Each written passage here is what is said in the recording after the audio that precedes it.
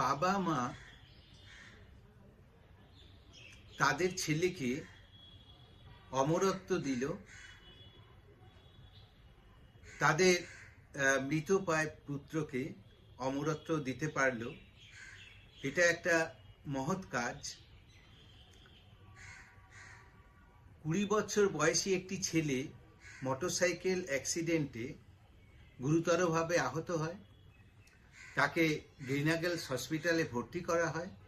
ভর্তি করার পরে সেখানকার ডাক্তাররা, গ্রিনাগেলসের ডাক্তাররা প্রচণ্ড চেষ্টা করেন কি তাকে সম্পূর্ণরূপে সুস্থ করার জন্য, কিন্তু ক্রমাগত তার শরীর বা মস্তিষ্ক ক্রমাগত আস্তে আস্তে মৃত্যুর দিকে চলে যাচ্ছিল। এরকম অবস্থায়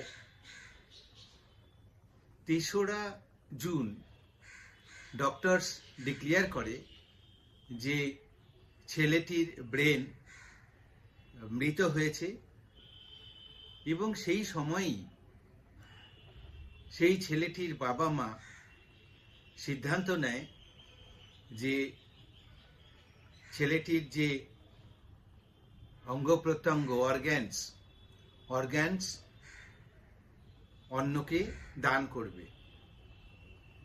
এই সিদ্ধান্তের মধ্যে দিয়ে তার লিভারটি দেওয়া হয়েছে 45 বছর বয়সী এক লোককে, যিনি থাকেন হরিদেবপুরে।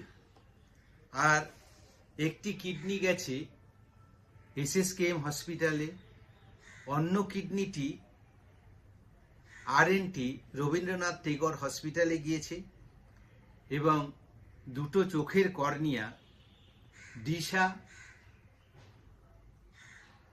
যে অর্গানাইজেশন আছে তারা নিয়েছে। এইভাবে ছেলেটির অর্গানগুলো অন্যের মধ্যে জীবিত থাকলো। এই যে বাবা মায়ের যে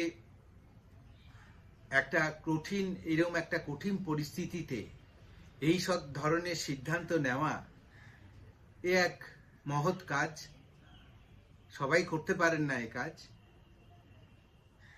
এবং এই মহৎ কাজের জন্যে ছেলেটির অঙ্গ প্রত্যঙ্গ অন্যের মধ্যে দীর্ঘ জীবন বেঁচে থাকবে, এবং এই বেঁচে থাকাটা একটা মহত্বপূর্ণ ব্যাপার।